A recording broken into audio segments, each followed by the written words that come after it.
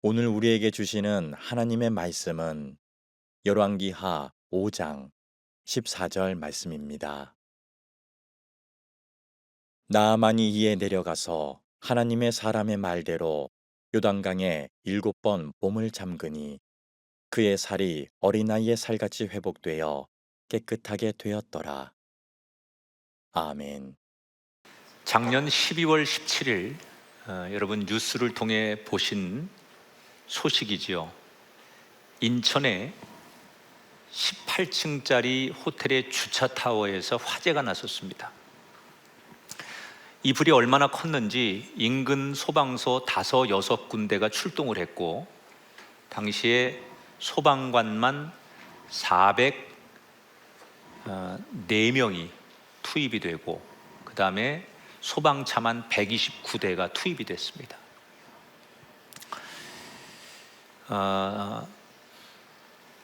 이 주차장에서 불이 붙어서 호텔로 이 불이 이제 막 번져가는데 호텔에는 총 131객실에 그 당시 200명이 투숙하고 있었답니다. 소방관들조차도 이거는 정말 큰일 났다. 이대로 가다는 엄청난 인명피해가 날 수밖에 없는 상황이다. 이것을 다 인지하는 거예요. 그런데 정말 다행히도 1시간 반 만에 초기 진압이 잘 되고 결국 사망자가 한 명도 안 나왔어요. 물론 약간의 부상을 당한 경상자들은 있었지만 사망자가 나오지 않았다는 거예요. 그러니까 정말 이건 기적이다. 이런 큰 화재에 사망자가 나오지 않았다.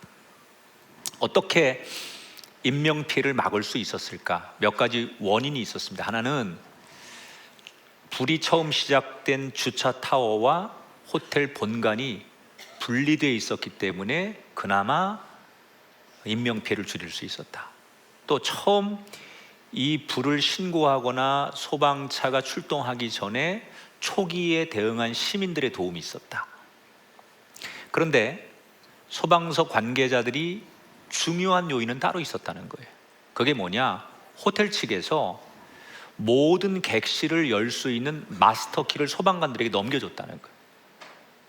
그래서 불이 난 줄 모르고 자고 있는 손님들에게 비상 상황이니까 소방관들이 마스터 키를 가지고 모든 객실을 다 열고 사람들을 끄집어냈다는 거예요. 실제로 불이 난 줄 모르고 그냥 객실에서 잠을 자다가 소방관들에게 의해서 나온 사람들이 70명이 넘었다는 거예요. 그러니까 만약이지만 마스터키가 없었다. 그러면 정말 엄청난 인명피해가 났을 것이다. 그 마스터키 하나가 급박한 상황에 문을 열고 사람들을 구할 수 있었다는 거죠. 자, 우리 인생은요, 살다 보면 수없는 문제를 만납니다. 어떤 사람은 질병의 문제 또는 관계의 문제, 경제적인 문제, 자녀의 문제, 우린 다양한 문제거리들을 다 안고 살아요. 그러면 날마다 우리에게 생기는 이런 문제를 우리는 어떻게 해결할 수 있을까? 문제 없는 사람은 없는데 그 문제를 무슨 문제가 우리에게 날마다 생길지 모르는데 어쨌든 우리에게 생기는 문제를 어떻게 해결할 수 있을까? 오늘 성경에서 우리에게 이렇게 얘기해요. 마스터 키를 잡으라. 그게 무슨 문제든 어떤 상황에서 어느 때 생기든 마스터 키 하나를 가지고 있어라. 도대체 성경이 말하는 마스터 키는 무엇이고 그것을 어떻게 잡을 수 있을까? 오늘 여러분을 열왕기하 5장의 말씀으로 초대해요. 오늘 본문 말씀은 이스라엘 주전 9세기 후반, 그 당시 이스라엘은 남과 북이 갈라져 있을 때 북이스라엘에 항상 위협이 되는 나라가 하나 있었어요. 아람이라는 나라. 이 아람은 지금 지도에서 찾으면 시리아를 보시면 돼요. 이 강한 아람은 이스라엘이 상대하기 버거운 나라였어요. 그래서 늘 와서 약탈을 해가고 또 전쟁이 일어나면 이스라엘은 속절없이 당할 수밖에 없는 강대국이었습니다. 어느 날 아람이 이스라엘을 침공하고 많은 것들을 뺏어가는데 그 중에 한 소녀가 포로로 끌려가게 되죠. 그 소녀는 아람으로 끌려가서 당시의 국방 장관이던 나만의 집에 안주인을 섬기는 노예가 됩니다. 어떤 문헌에 의하면 이 당시에 끌려간 소녀들의 나이가 15살 내외일 것이다, 이렇게 학자들이 추측을 하는데, 만약 그렇다면 그 당시에 한참 꿈 많은 소녀들이 결혼을 준비하고 멋진 인생을 계획하던 그 사춘기 소녀가 졸지의 부모와 생리별을 하고 타국의 노예가 됐으니 얼마나 기가 막힙니까? 너무나 두렵고 누군가를 원망할 수 있는 그런 환경에서 살아야 되는 게 당연한데, 오늘 성경은 이 소녀의 삶의 이야기를 이렇게 얘기합니다. 전혀 두려워하지 않고 오히려 그 상황을 수용하고 그리고 최선을 다하고 즐겁게 살아가는 소녀의 이미지를 보여줘요. 그렇게 살아가는 이 소녀에게 어떤 일이 하나 일어나는데 그 이야기를 오늘 성경은 우리에게 소개하죠. 5장 2절 3절 말씀이에요. 어린 소녀가 여주인에게 이르되 우리 주인이 사마리아에 계신 선지자 앞에 계셨으면 좋겠나이다. 그가 나병을 고치리이다 하는지라. 자, 전쟁 영웅이고 아람이라는 나라에서 승승장구하던 국방장관 나만이라는 사람에게 인생에 큰 문제가 생겼습니다. 당시 의술로는 고칠 수 없는 아주 악성 피부병인 나병에 걸린 거예요. 이 사람은 온갖 의사를 다 찾아다니고 심지어 무당들도 찾아다녔지만 도무지 고칠 수 없습니다. 이대로 계속 가면 자신의 정치적인 커리어에 문제가 생길 수 있는 상황이에요. 그래서 나만과 그의 부인은 한숨을 쉬고 가슴에 걱정거리를 안고 사는 거예요. 그런데 이때 우연히 이 주인의 병을 알게 된 이스라엘 소녀가 자기 안주인을 찾아가서 아주 조심스럽지만 자신 있는 말투로 이렇게 얘기를 합니다. 우리나라 사마리아에 가면 아주 능력 있는 선지자가 한 분 계신데 그분에게만 가면 이런 병도 다 고칠 수 있습니다. 여러분, 상식적으로 이야기를 듣고 어떤 생각이 들었겠어요? 아니, 자기 나라도 지키지 못한 신을 섬기는 선지자가 이런 병을 고친다고? 상식적으로 말이 안 되는 이야기일 거예요. 그런데 놀랍게도 그 사람들은 이 이야기에 솔깃하고 남편과 함께 왕에게 찾아가서 이스라엘을 좀 갈 수 있도록 허락해 달라고 요청을 해서 사태가 눈덩이처럼 커지는 거예요. 지푸라기라도 잡고 싶은 그런 심정도 이 사람들에게 있었겠지만 아마도 이 소녀가 평상시의 행실로 봐서 나이는 어리지만 주인들에게 신뢰를 받고 있었던 아이였을 것이다. 아람 왕의 친서를 들고 공식적으로 이 나만이 이스라엘을 방문하게 됩니다. 이스라엘이 발칵 뒤집혔죠. 아니, 왕이 내 사랑하는 충신 신하를 보내는데 꼭 이 병을 고쳐달라 이러고 보냈는데 이게 외교적으로 어떤 문제가 생길지 모르잖아요. 자기들도 못 고치는 병을 우리나라에 와서 고쳐달라고 하니 이스라엘 왕으로서는 너무나 기가 막힌 거예요.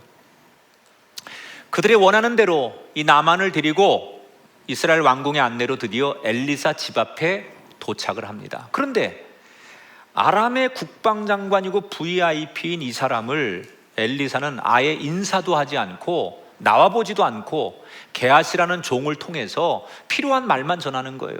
저희 선생님이요, 저 요단강에 가서 7번 목욕하시면 된대요.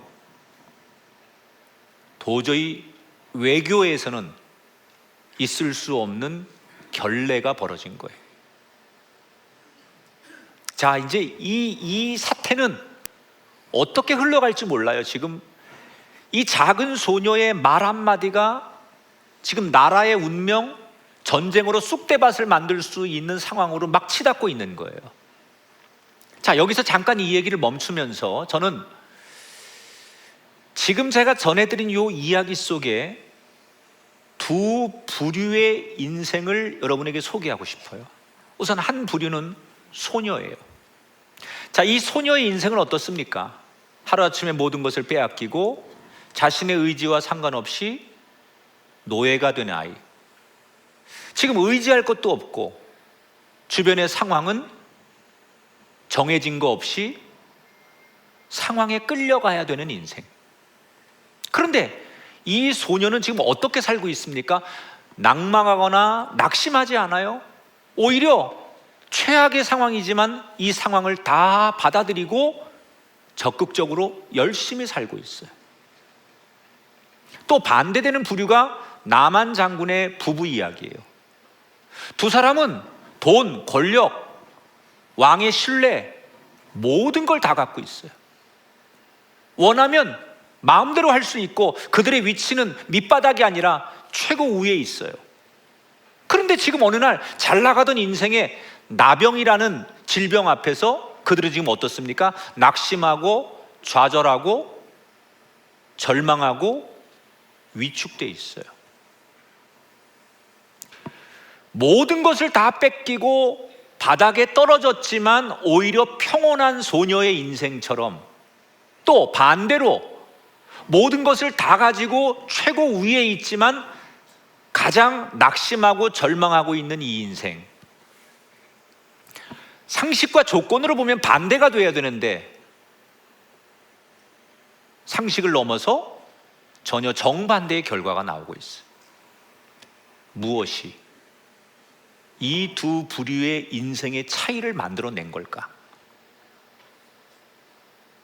오늘 성경은 간단하게 진단하죠. 소녀는 하나님을 알았고 나만은 하나님을 몰랐다는 거예요.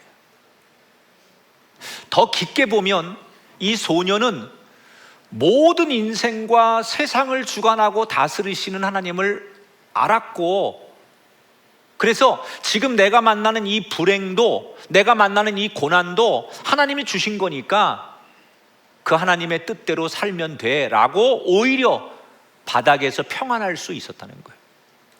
반대로 나만은 하나님을 모르기 때문에 나병이라고 하는 고난과 질병이 왔을 때 생각지도 못한 이 병 앞에서 나만은 두려움과 공포와 초조함 앞에 휩싸여 있다는 거예요. 여러분, 지금 이 소녀나 나만의 이야기는 오늘 이 시대를 살아가는 우리들의 이야기예요. 우리는 살다 보면 생각지도 못한 어려움을 만나요.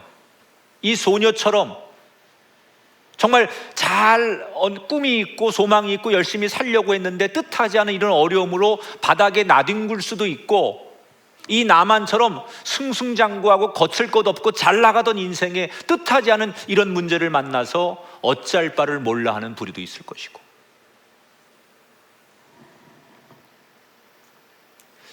우리는 만약에 소녀가 되었든 나만이 됐든 내 인생에 어떤 큰 어려움과 장애물을 만나 우리 삶에 브레이크가 걸렸다면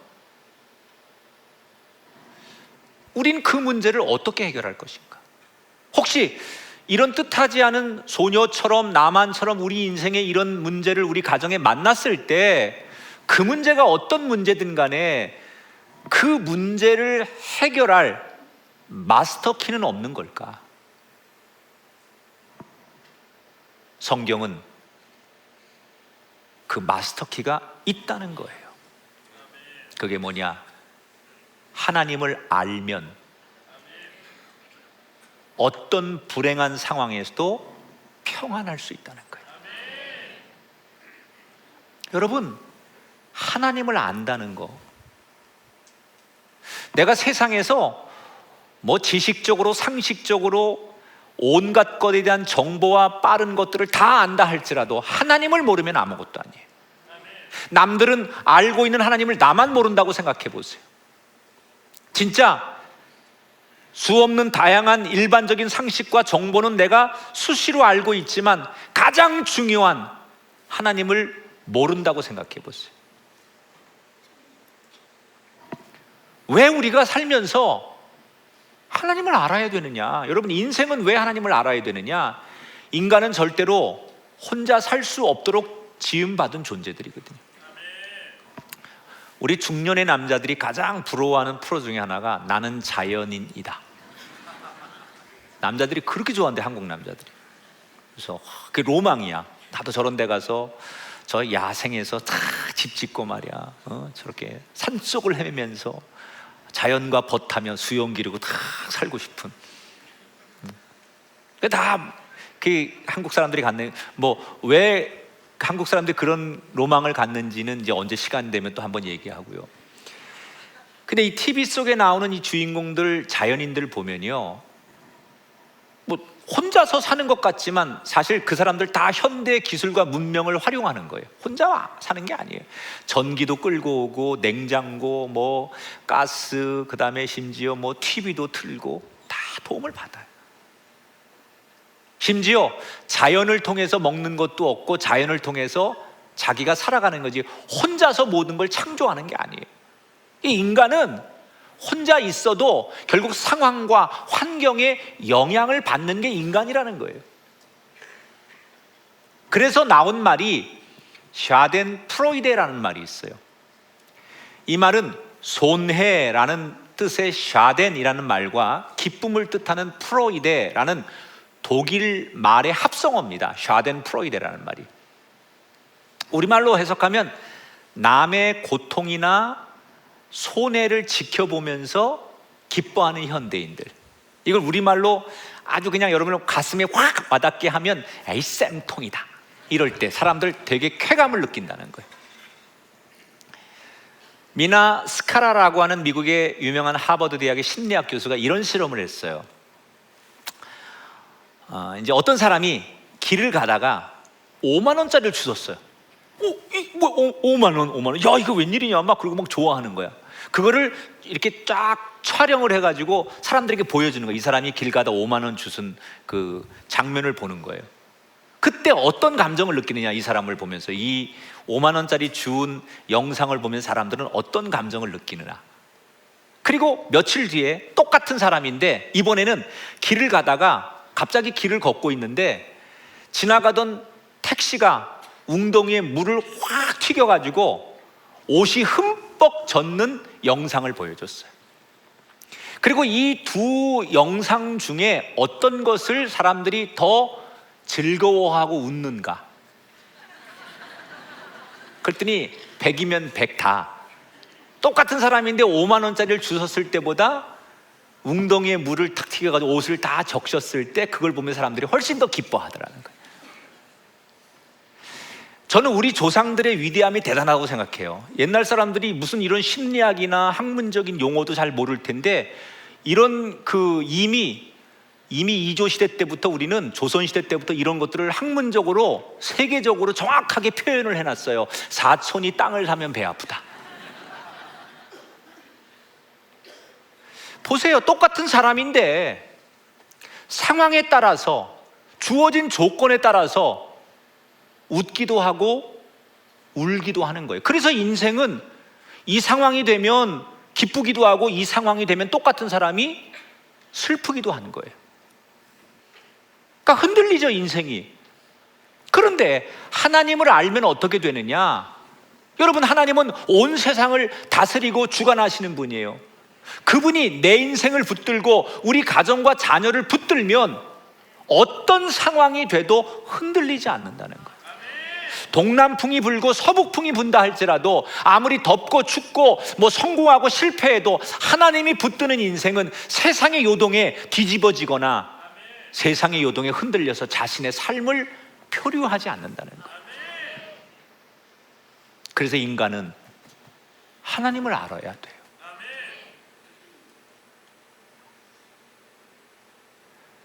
여러분, 하나님 모르고도 살 수 있다고 말하지만 살 수는 있죠.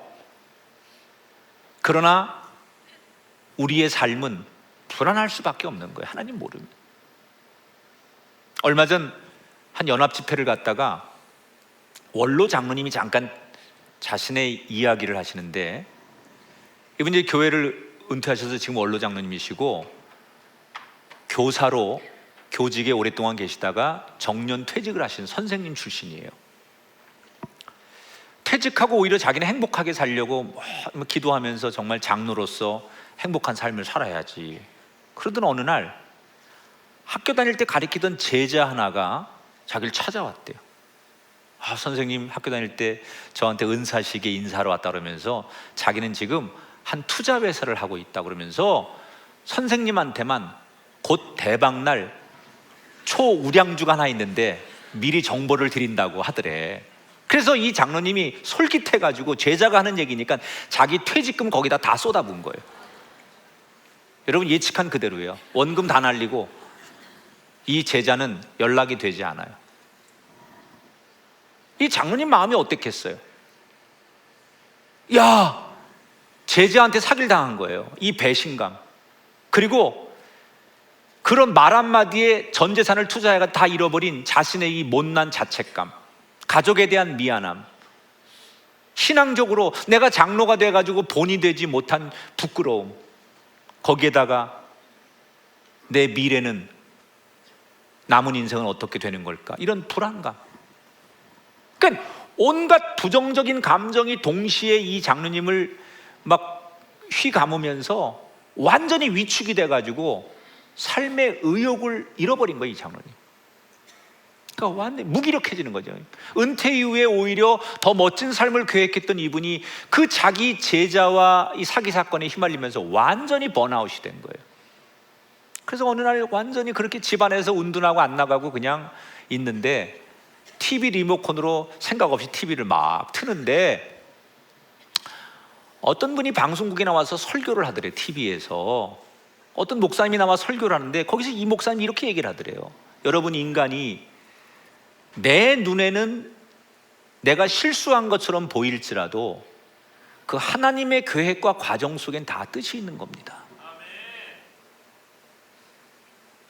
그 목사가 나였다는 거예요. 요 얘기가 되게 중요해. 이때 이 장로님이 뭐가 땅 하고 한 대 얻어맞은 것처럼 충격을 받았다는 거예요. 그렇지, 내가 그동안 평생 수없이 대표 기도를 하면서 뭐라고 회중들 앞에 기도했느냐, 우리 모두 하나님의 인도하심을 믿게 해달라고 기도했는데 자기가 지금 그때를 만난 거구나. 그래서 돈은 찾을 수 없지만 뭔가 뜻이 있을 거야. 그리고 하나님을 붙들기로 하고 그때부터 다시 용기를 내서 기도하는 거예요. 하나님, 내가 당한 이 고난, 내가 실수하고 욕심낸 거, 이거 다 하나님 뭔가 뜻이 있을 겁니다. 저를 인도해 주시옵소서. 물론 이분이 지금까지 그 돈은 회복하지 못했대요. 그런데 이런 얘기를 하세요. 목사님, 저는 그 사건 이후에 철이 좀 들었습니다. 내가 인생의 뭔가를 선택할 때 정말 신중함이 무엇인가를 배우게 됐고, 또 이런 정말 어처구니 없는 일을 주변에 당한 사람들이 나 말고 너무 많은 것을 알게 됐는데 내가 그 사람들에게 진짜 진심으로 위로할 수 있는 사람이 되었습니다. 내가 하나님과 관계없이 만나는 사건을 해석했을 때는 그 상황 앞에 한없이 이끌려 다녔는데 하나님이 내 인생에 여전히 나를 붙드시고 내가 하나님이 어떤 분인가를 깊이 알려고 하는 순간 상황은 바뀌지 않았지만 내 마음은 점점 평안해지고 괜찮아졌습니다. 여러분, 하나님을 안다고 해서 모든 사람이 다 승승장구하는 거 아니에요. 하나님은 공평하죠. 우리에게 똑같이 24시간을 주고 똑같이 햇빛을 주고 똑같이 이런 추위도 주시는 거지, 그거 뭐 하나님 믿는 사람에겐 더 특별히 뭐 다른 거 주는 거 아니에요.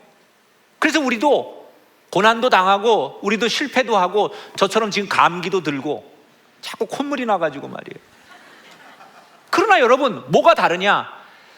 하나님을 아는 사람은 똑같은 환난과 실패 속에서도 불행이 찾아와도 비빌 수 있는 언덕이 있고 신뢰할 수 있는 대상이 있기 때문에 고난 앞에서도 평안하다는 거예요. 그러므로 우리가 사는 날 동안 다른 거 너무 알려고 하지 말고, 다른 거 보지 말고, 뭐라고 말씀하셨어요? 하나님 알기를 힘써라. 이게 우리 인생의 첫 번째 마스터키가 돼야 돼요. 하나님 알기를 힘쓰면, 하나님을 알려고 하면, 하나님을 알수록 우리 삶에 우리가 풀 수 없는 수수께끼의 답을 찾을 수 있고, 길이 없는 사막에서 길을 얻을 수 있고, 바로 오늘 성경에서 이 소녀가 가지고 있었던 마스터 키를 소유할 수 있는 사람이 되는 거예요. 올해는 이 키를 여러분이 다 소유하는 한 해가 되시길 바랍니다.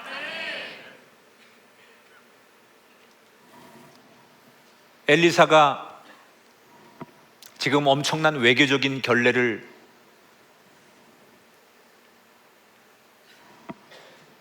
하고 있잖아요. 그러면서 나만을 안 만나준다고 그랬어요? 왜 엘리사는 이렇게 예의 없는 짓을 했을까? 이거는 좀 이렇게 우리로 말하면 그냥 진짜 매너가 없는 거죠. 엘리사는 왜 그랬을까? 자기를 그 먼 나라에서 찾아온 외국인이고 또 나라를 대표하는 거고, 이 자기 하나의 행동과 말 때문에 나라 전체가 어려움에 빠질 수 있는데 엘리사가 그걸 몰랐을까? 엘리사가 의도적으로 그렇게 한 거겠죠. 왜? 엘리사는 이 나만이라는 사람의 진짜 마음을 테스트해보고 싶은 거예요. 진짜로 네가 하나님께 순종할 마음이 있는지, 네가 하나님 앞에 그 병을 낫고 싶다고 찾아왔는데 인간적인 세상적인 모든 조건을 내려놓을 생각이 있는지, 그건 먼저 테스트해보는 거예요. 그런데 나만은 그럴 마음이 없는 거예요. 세상적으로 자신의 위치, 자신의 능력으로 하나님 앞에 가는 거죠. 그래서 그는 감정이 상합니다. 이때 주변 사람들이 우리 목적이 병을 고치러 온 거니까 화내지 말고 그래도 한번 해보는 게 좋지 않겠느냐. 그래서 투덜대는 상한 감정을 위로하면서 엘리사의 말대로 요단강에서 7번 목욕을 하게 돼요. 6번째 목욕할 때만 해도 전혀 나을 기미가 보이지 않던 그의 몸이 7번째 목욕을 하고 나오는 순간 놀랍게도 나병이 깨끗이 낫게 돼요. 여러분에게 6번에 머물고 마지막 7번째를 주저하는 분이 있다면 그 7번을 채우는 은혜가 있기를 축복합니다. 나만이 깜짝 놀라는 거예요. 그런데 이 나만의 위대한 점은 병을 고친 것이 아니에요. 그 뒤에 진짜 나만의 위대한 가치가 나와요. 자, 15절 말씀을 볼게요. 나만이 모든 군대와 함께 하나님의 사람에게로 돌아와서 서서 이르되, 내가 이제 이스라엘 외에는 온 천하에 신이 없는 줄을 아나이다. 기적을 체험한 것에 만족하지 않고 그는 뭘 해요? 우리말로 하면 완전히 하나님 앞에 회심하는 거예요. 모든 사람들이 보는 공개적인 자리에서 자신의 영적 주인을 하나님으로 완전히 바꿔버려요. 때로는 사람이요, 자기의 신앙을 공개적으로 용기를 내서 말할 수 있는 사람들이 있어요. 하나님과 내가 은밀하게 신앙의 관계에 있다는 것을 그냥 가지고 있는 것도 좋지만요, 어떤 상황이 됐을 때 공개적으로 난 크리스찬입니다, 나는 하나님 믿는 사람입니다, 이렇게 말할 수 있는 용기가 필요할 때가 있다는 거예요.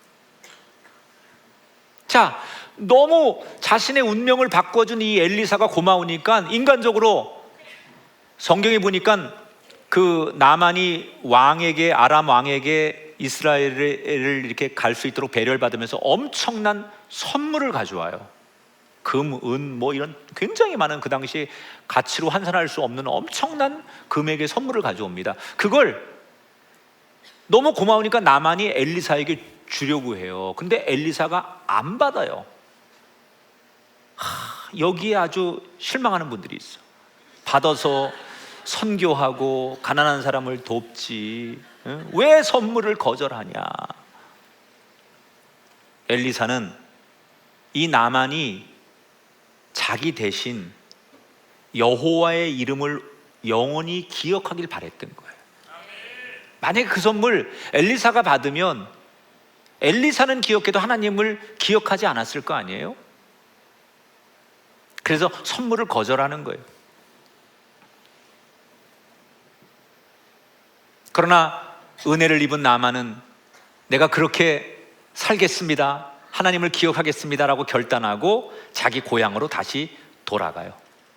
이렇게 성경이 이야기가 끝나는 줄 알았는데 성경에서 이렇게 다 끝난 이야기에 오늘 참 우스운 에피소드 하나를 더 붙여놨어요. 그게 뭐냐? 고향으로 돌아가는 나만을 누가 막 뒤쫓아가요. 알고 봤더니 엘리사의 종 게하시가 쫓아가는 거예요. 그리고는 헐레벌떡 뛰어가가지고 아까 그 주신다고 하는 그 선물 우리 주인님이 받겠답니다, 받아오랍니다. 그리고 그걸 받아가지고 자기 것으로 착복을 해요. 엘리사는 모를 거라고 생각하는 거죠. 나중에 엘리사가 너 어디 갔다 왔느냐 다 알면서 묻는데 끝까지 거짓말을 하니까 이 엘리사가 정직하지 않은 그의 영을 향하여 나만이 가졌던 그 나병이 너에게 임할지어다, 이렇게 징계함으로 오늘의 성경이 끝을 맺어요.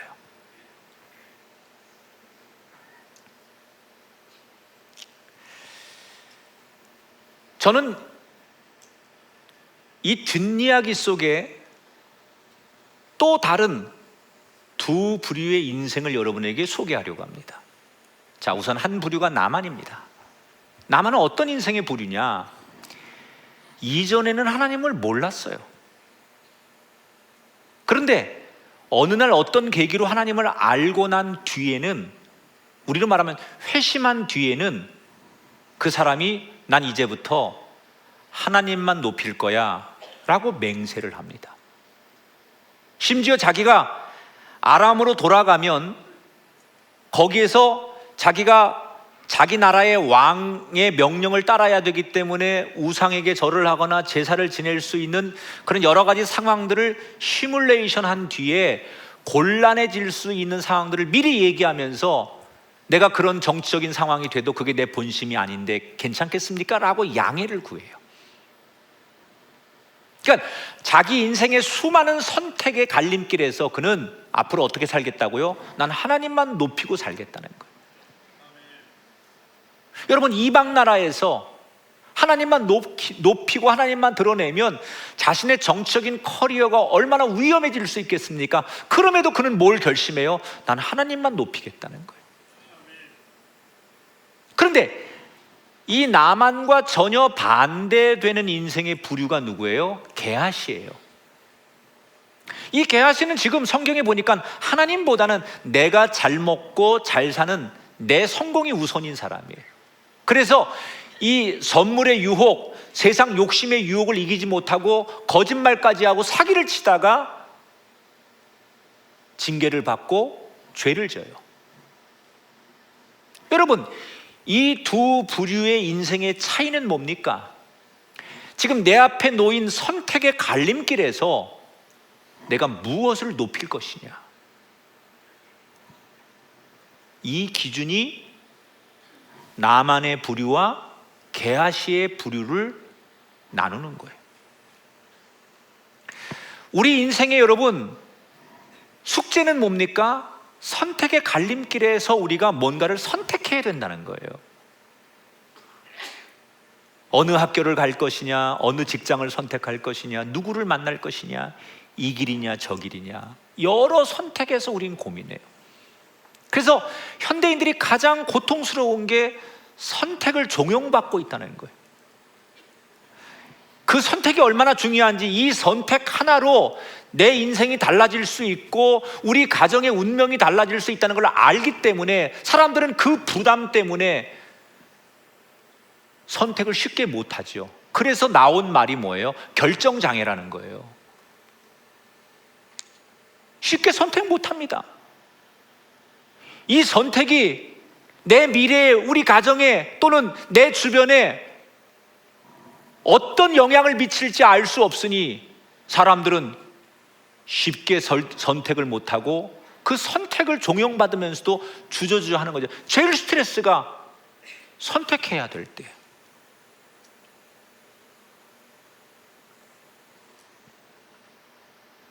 자, 그러면 우리가 날마다 이 선택의 갈림길에서 어떤 기준으로 뭔가를 선택할 수 있다면 어떤 기준이 있어야 될까? 어떤 선택을 하든 그 선택이 마스터키처럼 후회 없는 선택이 되게 하려면 어떻게 하면 좋을까? 오늘 성경은 그 답을 우리에게 주는 거예요. 하나님을 높이는 선택을 하면 후회하지 않는다. 그 선택이 우냐 좌냐가 중요한 게 아니라 하나님을 높이는 길을 선택하면, 이 말은 바꿔 말하면 하나님 앞에 내 삶의 주도권을 드리겠다는 거예요. 그런데 세상은 완전히 반대로 가리킵니다. 우리에게 세상은 어떻게 가르칩니까? 성공하고 확률이 높고 다수가 가는 길, 그 길을 가라고 하죠. 세상에서는 하나님을 높이는 길이 아니라 내가 높아지는 길, 남들이 나한테 박수 쳐주는 길, 남을 짓밟고 올라서는 길, 그게 세상이 가르치는 학문의 길이고, 그게 세상이 가르치는 성공의 길이고, 그게 세상에서 행복해지는 길이라고 우리는 그렇게 학습받잖아요.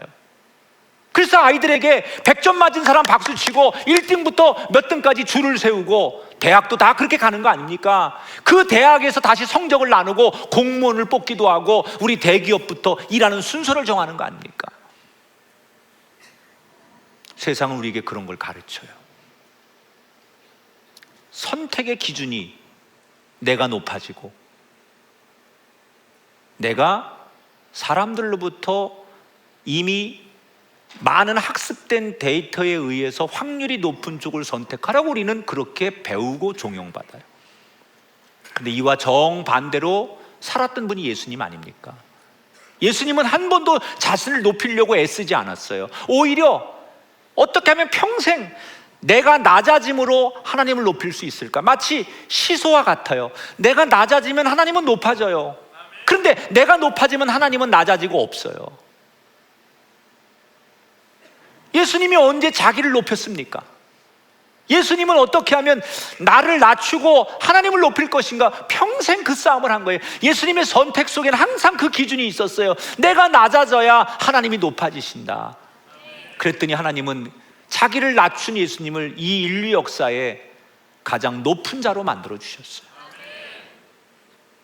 어떤 선택을 하든 내가 잘 먹고 잘 사는 길을 선택하는 것보다는 어떻게 하면 하나님을 내가 높일 것인가? 이 고민을 그리스도인은 오늘도 삶의 자리에서 너무 많이 해야 돼요. 그러면 하나님께서 정말 여러분, 우리가 믿는 하나님이 이 세상을 창조하시고 주관하시고 모든 것 위에 계신 하나님인 것을 믿는다면, 그런 하나님이 하나님을 높이는 그 사람에게, 하나님을 높이는 그 기업에게, 하나님을 높이는 그 자녀에게 하나님이 그를 높이지 않겠습니까?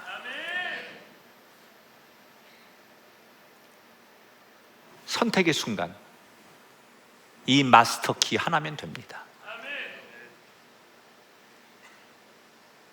하나님을 아십시오. 세상에 수 없는 정보가, 세상에 수 없는 지식이 여러분에게 있어도 하나님을 모르면 소용없어요. 그 하나님을 알려고 하는 목적은 그분을 높이기 위해서요. 분명히 후회하지 않게 될 줄 믿습니다. 저는 오늘 이 성경에 등장하는 나만이라는 사람의 장점을 보게 돼요. 이 사람 처음에는 하나님 말씀도 믿지 않고 또 자기에게 들려온 하나님 말씀이 자기 인생에 도움이 안 된다고 생각하고 자기를 무시하는 말씀이라고 생각해요. 완고하죠. 어떻게 대장군인 내가 한낱 여자 몸종 아이가 말한 그 말을 듣고 알지도 못하는 이방신인 하나님 앞에 가서 내가 그렇게 무릎 꿇고 요단강에 가서 7번 목욕하란다고 해. 자기 신념이 강한 사람일수록 말도 안 돼. 고집을 안 꺾습니다. 그런데 이 나만의 장점은 뭔지 알아요? 전쟁 영웅이기 때문에 이 사람이 위대한 게 아니라 자기 신념과 고집이 평생 있었지만 어느 순간에, 결정적인 순간에 그 마음을 바꿨다는 거예요. 오늘 이 얘기 듣는 사람 가운데 혹시 이 자리나 지금 TV나 무슨 뭐 유튜브로 예배 드리시는 분 가운데 꼭 이 얘기를 들어보세요. 나는 한 번 마음 먹으면 누가 뭐래도 나는 안 들어. 그게 내 철학이야. 나는 내 마음에 내가 동의되기 전까지는 절대로 그런 말에 내가 따라갈 사람이 아니야. I'm strong. 나는 강해. 그게 나야. 이렇게 자기를 정의하는 분이 있어요. 제일 못난 사람이에요. 하나도 멋없어요. 어떤 사람이 멋있는 줄 알아요? 평생 그게 신념인 줄 알고 평생 그렇게 자기의 철학으로 살아왔는데 어느 날 그 고집을 과감하게 내려놓을 줄 아는 사람, 어느 날 정말 잘못됐구나 라는 것을 인정할 줄 아는 사람, 그게 진짜 멋있는 사람이죠. 난 죽을 때까지 평생 그렇게 사는 사람이야. 난 한 번 아니면 아니야. 알지 나 뭐 이러면서. 알아. 못난 사람인 거. 진짜 멋있는 사람은요, 자기의 고집과 자기의 뭐 신념이 있다가도 들어야 될 말을 듣고 자기가 인정할 것을 인정하고 내려놓을 때 내려놓을 수 있는 사람이 진짜 멋있는 사람이에요. 제발 더 이상 여러분 같이 사는 여자분들 속색이지 말고 진짜 멋있는 사람이 되세요. 이거 정말 여러분 우리가 한번 인생에서 깊이 생각해 봐야 돼요. 여러분 우리 인생에 완전한 게 어디 있습니까? 완전한 게 어디 있습니까? 내 생각이 어떻게 완전합니까? 내가 경험한 게 어떻게 완전할 수 있습니까? 인간에게 어떻게 절대적인 게 있겠습니까? 우리가 산 자체가 다 상대적인 거죠. 내 기준으로 그게 옳다고 말하는 거지, 내 기준으로 여러분 정치를 얘기하니까 상대가 다 적인 거고, 내 기준으로 얘기하니까 이 세대 간의 갈등이 있는 거죠. 어떻게 우리가 완전합니까?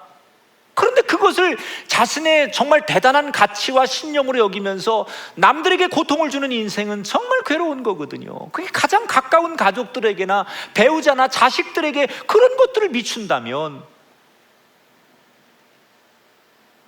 인간은 완전하지 않아요. 기독교의 최고의 가치는, 기독교는 듣는 종교입니다. 하나님 말씀하시옵소서 종이 듣겠나이다. 이게 기독교의 가치 아닙니까? 듣지 않으면 기독교가 아니에요. 기독교는 말하는 종교가 아니에요. 듣는 종교예요. 종에게 말씀하시옵소서. 종이 듣겠나이다. 여러분 오늘도 복음을 듣는 게 복입니다. 이 말씀이 여러분에게 들린다는 게 복입니다. 이게 저같이 못난 목사를 통해서라도 들려도 여러분에게 이런 말씀을 들을 수 있는 게, 여러분 하나님이 나를 아직도 사랑하시는구나, 하나님이 아직도 나를 포기하지 않으셨구나, 하나님은 우리 가정을 축복하시려고 하는구나, 이렇게 깨닫게 되길 축복합니다. 우린 들어야 돼요. 들어야 돼요. 그게 겸손이에요. 듣는 게 겸손이죠. 뭐가 겸손입니까? 듣지 않으려고 하고 내 생각만 얘기하고 내 고집만 관철하는 게 교만이죠. 우린 들어야 됩니다. 아이들의 작은 소리부터 연약한 노인들의 소리, 이 세상 정말 불편한 몸을 가지고 살아가는 그 사람들의 이야기를 들을 수 있을 때 우리가 겸손한 거죠. 더군다나 하나님이 말씀하시는데 거기에서부터 기독교는 만들어지는 거예요. 오늘 이 말씀을 우리 모두 들으며, 그래, 이 말씀 안에서 내 인생 절대 놓칠 수 없는 마스터키 하나를 여러분 손에 움켜쥐고 올 한 해를, 여러분 가정을, 여러분의 생업을 이 마스터 키와 함께 담대하게 걸어가시기를 주님의 이름으로 축원합니다.